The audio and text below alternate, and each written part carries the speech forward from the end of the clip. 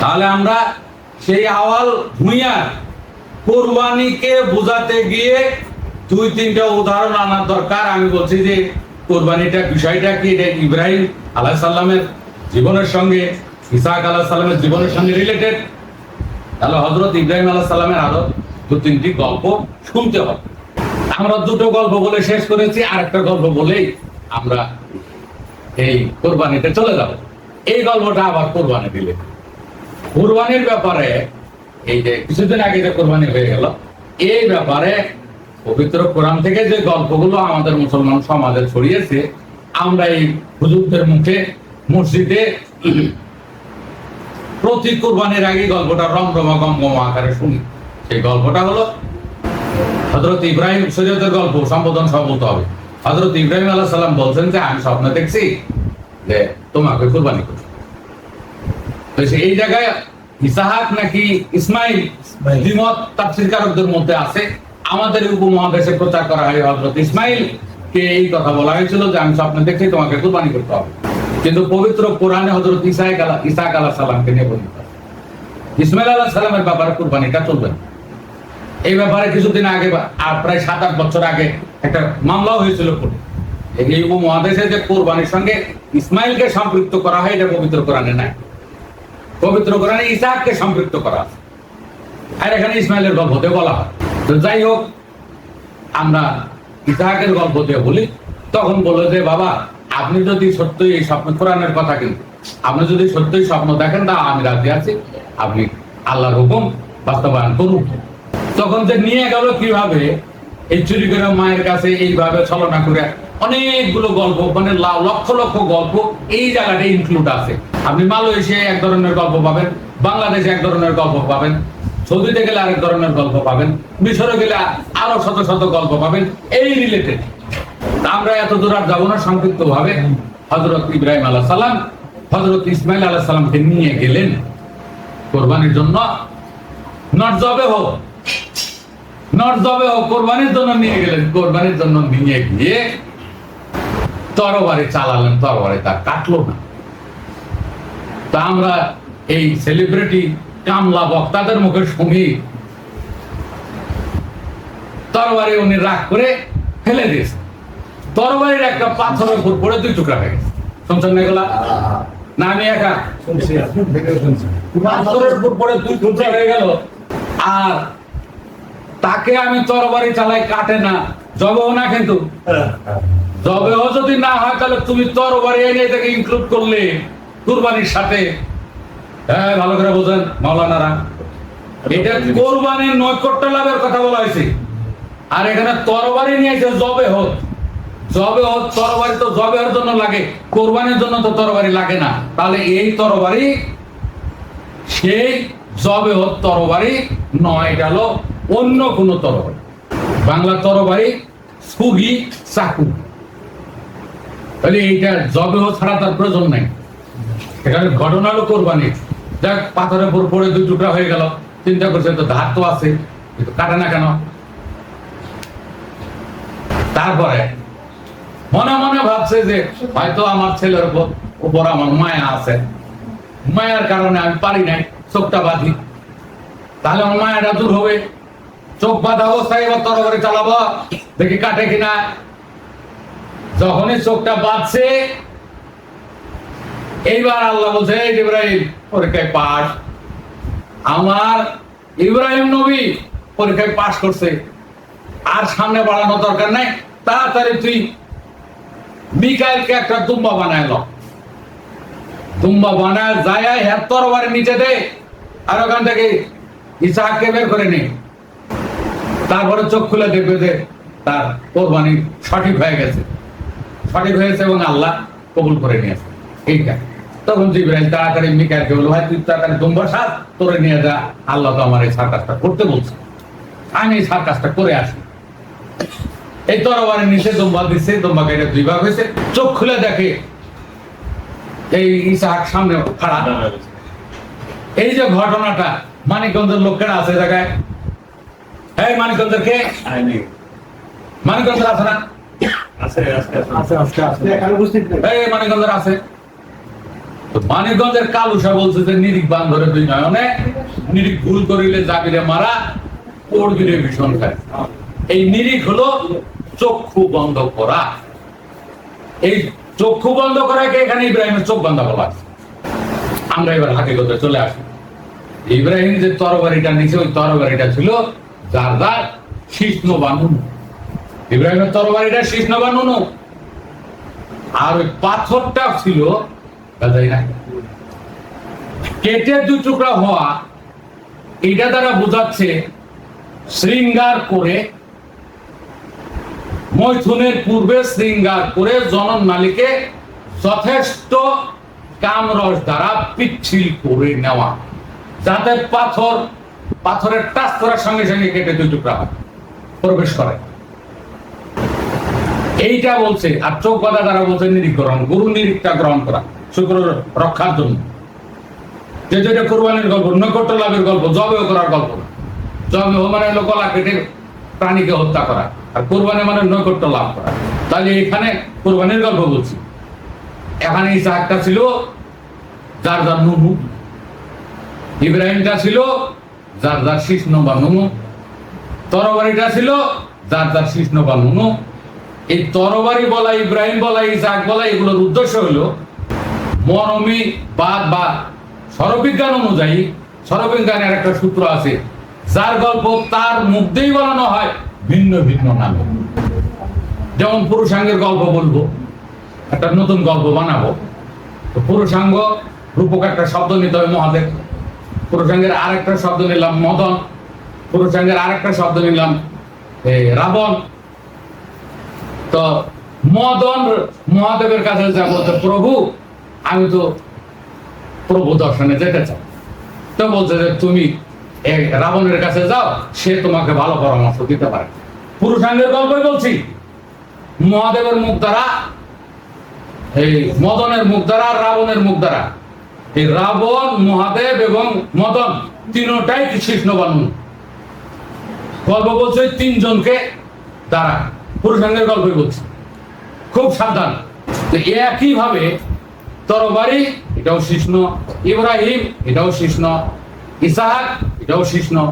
আর ওই যে দুম্বাটা ছিল, এই দুম্বাটা ছিল তাম্বাসনা, যৌন ক্ষুধা, যৌন উত্তেজনা।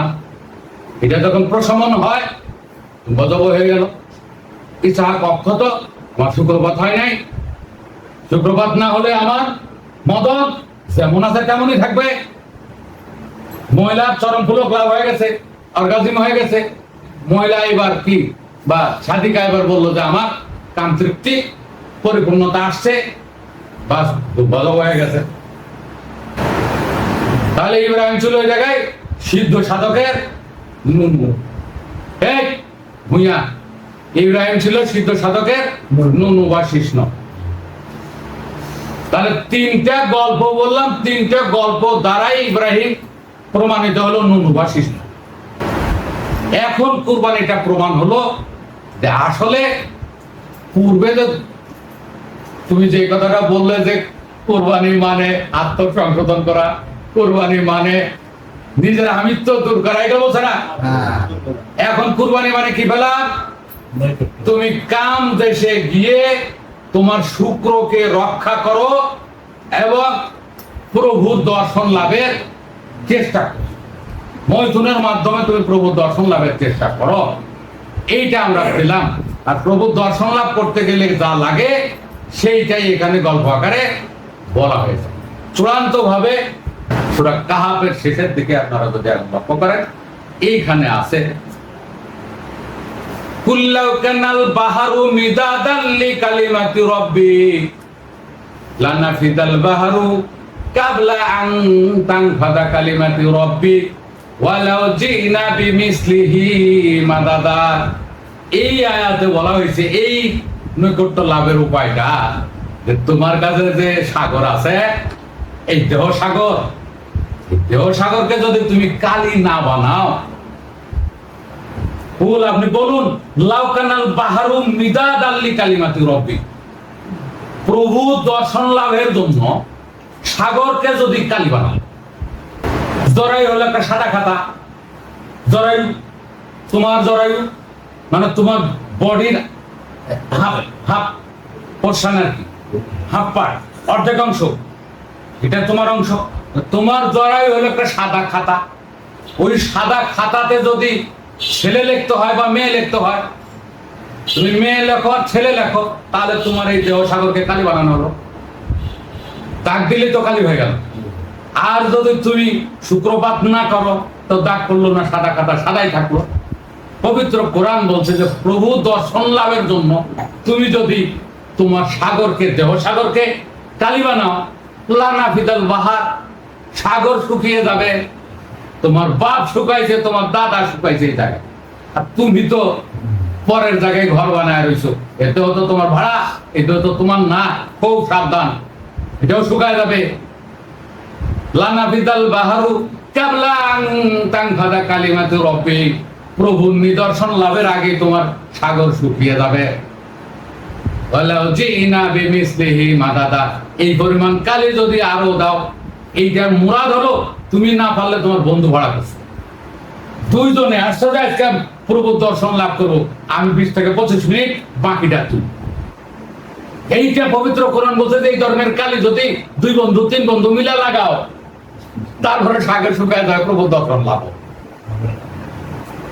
একই কথা ওই যে এখানে কুরবানিতে যা বলা হইলো যে তোমার এই লংজিভিটি বা স্থায়িত্ব যদি ওই পরিমাণ না হয় যাতে নারীর অর্গাজম শেষ হয়েছে, পূর্ণ পরিতৃপ্তি এসছে, এর আগে যদি তুমি উঠো, তাহলে কি হবে? ওয়াইলুল লিল মুতাফফিফিন, তাহলে তোমরা ওজনে কম দিলে, ওজনে কম দাতার জন্য জ্বলন্ত অগ্নি। এই ওয়াইলুল লিল মুতাফফিফিন, এই হুজুর ঠিক আছে, ওজনে কম দাতাদের জন্য জ্বলন্ত অগ্নি। ওয়াইলুন মানে হলো জ্বলন্ত অগ্নি, প্রজ্বলিত অগ্নি। কাদের জন্য? ওজনে কম দাতাদের জন্য। ওজনে কম কোন জায়গায়? বেগুনের দাড়িতে। এই হলো জীবন বিধান, পবিত্র কোরআন মাঝে জীবন বিধান, জীবনের সঙ্গে মিলা। তুই আলুর দাড়িতে নিয়ে যা কম দেওয়ার জন্য পবিত্র কোরআন, তোর বেগুনের দাড়িতে কম দেওয়ার জন্য, এটা হলো জীবনের দাড়ি পাল্লায় কম দেওয়ার জন্য। জীবনের দাড়ি পাল্লা আছে না? কোন সূরার ভিতরে আছে? কত কোন সূরার ভিতরে আছে বলো? সূরা রহমানের ভিতরে আছে। ওয়াসসামাআ ওয়া রাফাআ ওয়া ওয়াদাআল মিজান, আকাশের দুয়ারে একটা দাড়ি পাল্লা স্থাপন করা হয়েছে।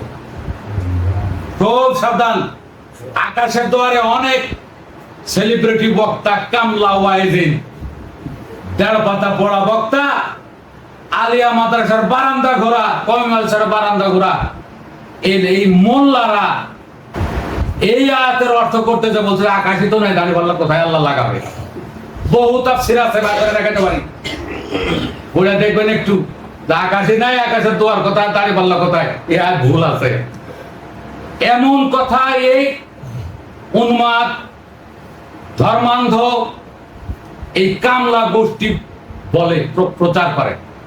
অথচ সর্ববিজ্ঞান যদি খুলি আমরা, যেটাকে আমরা বলবো থিওলজি, থিওলজিক্যাল সায়েন্স, যেটা ব্রহ্মবিদ্যা, ঈশ্বরবিদ্যা, প্রভুবিদ্যা, আল্লাহ বিদ্যা, এই বিদ্যার একটা সূত্র, নাভির উপরে আকাশ আর নাভির নিচে হলো ভূমি।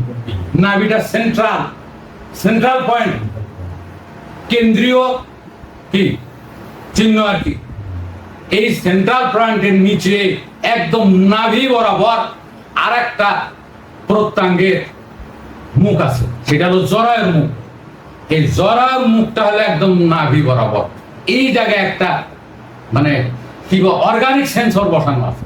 এগুলো হলো মেটালিক সেন্সর। এই যে আমাদের কাছে মোবাইল আছে না, মোবাইল, ল্যাপটপ, মেটালিক সেন্সর। এগুলো, এইটা হলো ভৌত সেন্সর। অর্থ কি? সেন্সরের বাংলা কি? অনুভূত। এরা ভৌত অনুভূত, আর ওইটা হলো জৈব অনুভূত। জরায়ুর মুখ, এইটা হলো আকাশের দুয়ার। এইখানে একটা দাড়ি পাল্লা বসানো আছে। এই দাড়ি পাল্লা সঠিকভাবে ওজন দেয় যে কাম বা মৈথুনে এসে ইন্দ্রিয় ঘর্ষণে কে কতটুকু তাপ উৎপন্ন করতে পেরেছে। এই অর্গানিক সেন্সর এটাকে ডিটেক্ট করে, পরিমাপ করে, ব্রেনকে জানায় কাকে কতটুকু খাদ্য, পানীয় জল দিতে হবে সে নিরূপণ করে। যে যতটুকু তাপ উৎপন্ন করতে পারবে সে ততটুকু জল এখান থেকে নিতে পারবে। এটা হলো স্বর্গীয় জল। এটা কোরআনের ভাষায় হলো কি সরাবান তহুরা। সরাবান তহুরা কে কতটুকু পাবে এই চাপের উপরে। আর এই জরায়ু মুখের একটা প্রতীক বাংলাদেশে এসেছিল কিছুদিন আগে। এই উন্মাদ মোল্লারা এটাকে সরাইছে, হাইকোর্টের সামনে বসানো হয়েছিল কি ন্যায় বিচারের দেবীর প্রতিমা। এই ন্যায় বিচারের দেবীর প্রতিমা এরা বিদ্রোহ করে এখান থেকে সরাইছে। এটা পৃথিবীর সকল অধিকাংশ আদালতের সামনে বসানো হয়।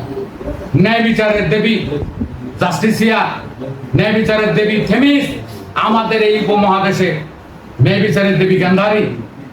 তার এক হাতে দাঁড়ি পাল্লা, এক হাতে তরবারি, চোখটা বাঁধা। এই সিম্বলে ছিল। শাড়ি পরানো ছিল, আমাদের হাইকোর্টের সামনে শাড়ি পরানো ছিল, সেটাও রাখতে দেয় নাই।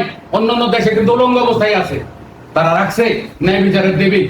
ন্যায় বিচারের দেবীর এই প্রতিমাটা নারী মূর্তি হলো কেন? এই জায়গা থেকে, এই হযরত ইব্রাহিম আলাইহিস সালামের সঙ্গে কিভাবে রিলেটেড, এই জায়গা থেকে জরায়ু মুখটা হলো কি বলা হয় অর্গানিক সেন্সর। এটা হলো আকাশের দোয়া। এইখানে এই দাড়ি পাল্লাটা বসানো। এইটা কুরুক্ষেত্রের যুদ্ধের ব্যাপার, যুদ্ধের যে অবতারণা, সেখানে শ্রীকৃষ্ণ অর্জুনকে বলছে, অর্জুন তুমি অন্যায়কারীদের হত্যা করো। অর্জুন বলছিল কি সবই তো আমার স্বজন, তাকে হত্যা করব প্রভু। স্বজনরা যদি পাপী হয়, অন্যায়কারী হয়, তাদেরকে হত্যা করো। কেউ বলছে কেউ আমার বাপ, কেউ আমার স্বামী, কেউ আমার ভাই, তারা যদি পাপী হয় তাদেরকে হত্যা করো। সেখানে শ্রীকৃষ্ণ ছিল স্বয়ং কাহিনী মেলানি। অর্জুনটা ছিল জরায়ু মুখ। হাকিগত বলে দিলাম, এই অর্জুনটা ছিল জরায়ু মুখ। স্বজনরা যদি পাপী হয়, পাপী মানে ওই যে প্রশ্নটা ছিল এখানে যদি সুপ্রভাত করি তাহলে আমার কি কি অন্যায় হয়। আমি তিনটা অন্যায়, বড় বড় অন্যায়ের কথা বলছি। এই জায়গায় যারা সুপ্রভাত করবে, অন্যায় করবে, এই সুপ্রভাতকারী যারা, তাদেরকেই হত্যা করে। সেটা স্বামী হোক, ভাই হোক, বাবা হোক, বন্ধু হোক। আর যারা অটল তাদেরকে বাঁচিয়ে রাখ। বুঝাইছে অর্জুন তুমি তাদের অন্যায়কারীদের পাপীদের হত্যা করো। একই এই ন্যায় বিচারের দেবীর কাছে যে প্রতীকটা, তিনটা যে প্রতীক আছে, এক হাতে দাঁড়ি পাল্লা, এখানে ওজন করতেছে ওয়াইলুল মুতাফফিফিন, ওজনে কম দাতাদের জন্য জ্বলন্ত অগ্নি। এই আরেকটা কি আছে ওয়াইলুল মুসাল্লিন, স্থাপনকারীদের কি স্থাপনই হবে কি আগুনের কারণ যদি তারা উদাসীন থাকে। আছে না, স্থাপনে যদি কেউ উদাসীন হয়, এটাই হবে তার আগুনের কারণ, নরকের কারণ। ওয়াইলুল মুসাল্লিন। আর একটা জায়গাতে আছে কি আগের আয়াতে বললাম ওয়াইলুল মুতাফফিফিন, ওজনে কম দাতাদের জন্য হলো জ্বলন্ত অগ্নি। ওজনে কম দেয় কেমনে? এই যে অর্জুনের কাহিনীটা বললাম, কুরুক্ষেত্রের যুদ্ধটা বললাম, এই যে কোরআনের আয়াতটা বললাম, ওয়াসসামা রাফা'a ওয়া ওয়াদা'আল মিজান, বাকিটা ফাবিআইয়ি আকাশের দুয়ারে একটা দাঁড়িপাল্লা স্থাপন করা হয়েছে। তোমরা প্রভুর কোন জিনিসকে অস্বীকার করবে? আকাশের দুয়ারে চেনে না, এই আকাশের দুয়ার আমি দেখাই দিলাম, এটা হলো জরায়ু। এই জরায়ু মুখকে বলা হয়েছে যে তুমি স্বজন হলে হত্যা করবে যদি তারা শুক্র নিয়ন্ত্রণ করা না পারে। স্বামী হোক, ভাই হোক, বন্ধু হোক, তাকেই হত্যা করো। হত্যা করা মানে মৃত্যু করতে পারে। ওই যে 1000 দাঁড়িপাল্লা সে ওজন করবে, অথবা কি আগের একটা কি বললাম ওয়াইলুল মুতাফফিফিন, নাহলে আগুনে ফেলাই দাও। ওজনে কম দাতাদের জন্য জ্বলন্ত অগ্নি, ওই জ্বলতে থাক, আগুনে ফেলাই দাও, কেটে টুকরা করো। কি এরপরে 1000 তরবারি কেটে টুকরা করা, আর ওজন দেওয়া কতটুকু তাপ উৎপন্ন করতে পারে, 42 মিনিট থাকতে পারে কিনা, নাহলে কেটে টুকরা করে দাও। ওই 1000 তরবারি কাটো টুকরা করো। চোখ বাঁধা, আপন পর চিনি না, আমার ভাই না স্বামী না বন্ধু, এটা আমি চিনি না, আমি জানি ওজন কম ডেলিভারি ফেলতে পারে, কেটে টুকরা করে দিল। এই ছিল হযরত ইব্রাহিম আলাইহিস সালামের কুরবানির হাকিকত। আর এইটাকে না জেনে না বুঝে আত্মহমিকা দূর করতে হবে। এটাতে সমাজের কিছু হয় না। পশু হত্যা করা ঠিক না, এর সঙ্গে পশু হত্যা আছে, বরং পশু হত্যাটা বেঁচে থাকা আছে। আর সবাই পশু হত্যা নিয়ে ব্যতিব্যস্ত আছে। পশু হত্যাকে কেন এই জায়গায় স্যাক্রিফাইস করা হয় আমরা করি, বড় লোকরা কখনোই দান দক্ষিণা তেমন করে না। কুরবানির উসিলায় কিছু মাংস গরিবরা পায়, অতএব এটা একটা ভালো জিনিস, এটা চলুক সমাজে।